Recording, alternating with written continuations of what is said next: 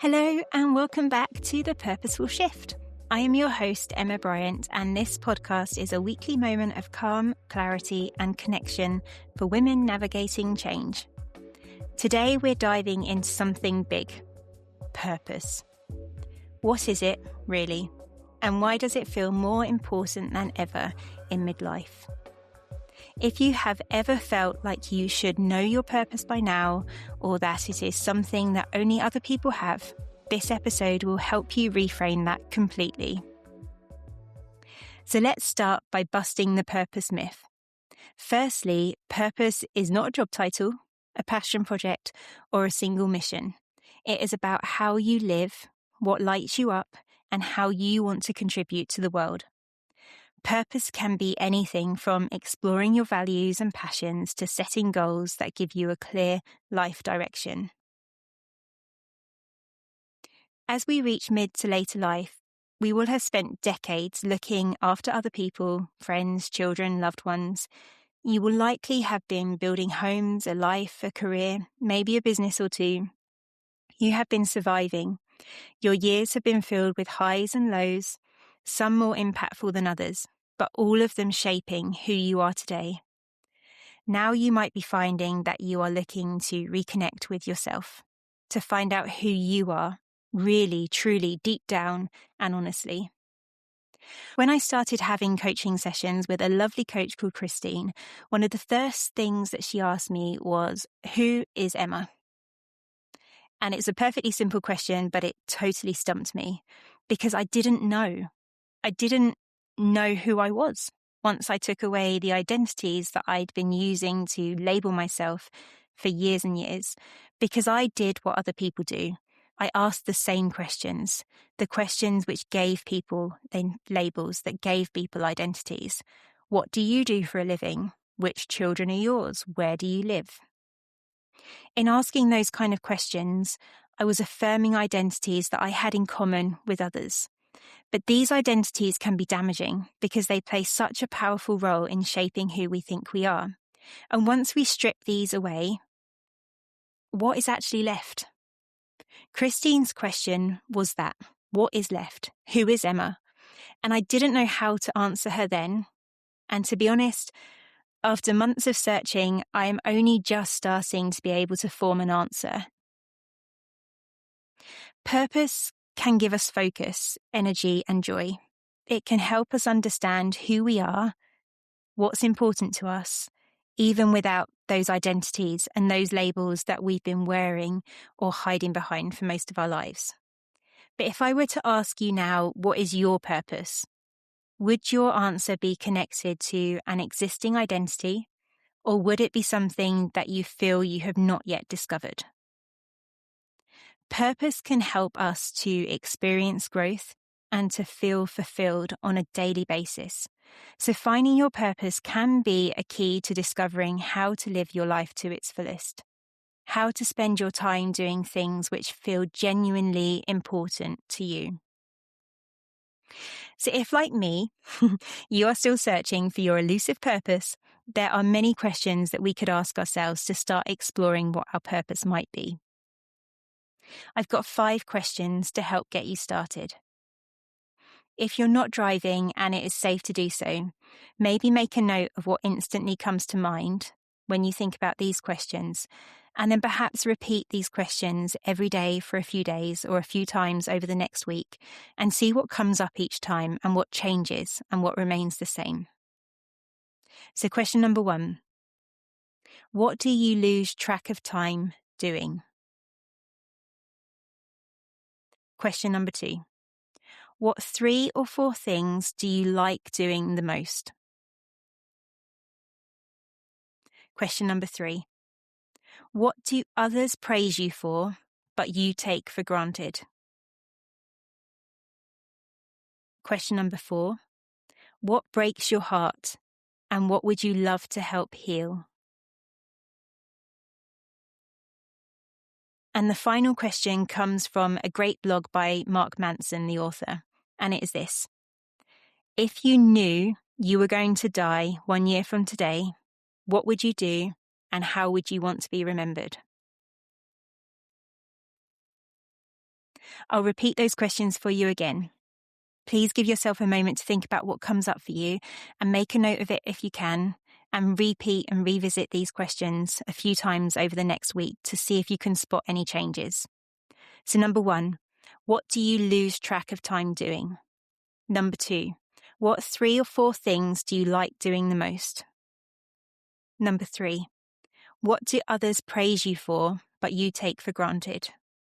Number 4, what breaks your heart and what would you love to help heal?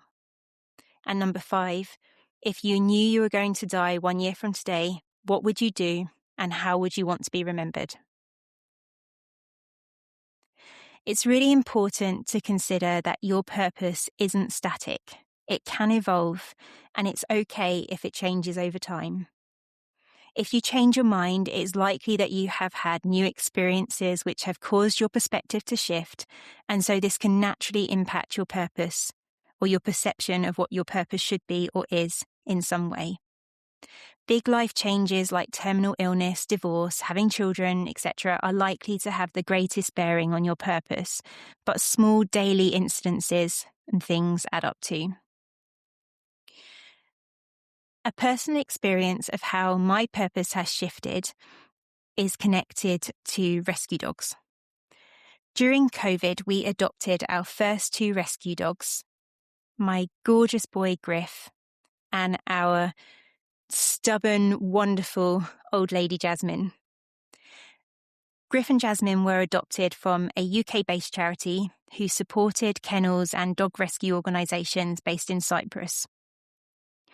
Since then, we have also fostered or adopted Hope, Hazel, Bella, Ginger, Celine, and Remy. Each of these dogs has been rescued from varying degrees of frankly terrible conditions in Cyprus, and they've been sent to live with us, some before moving on to their forever homes. Our first foster was called Hope. She spent 6 months with us, and the first 3 months of those 6 months she hid away, and she only came out at night when we were all upstairs. We set up cameras so that we could track her movements and see what she was doing.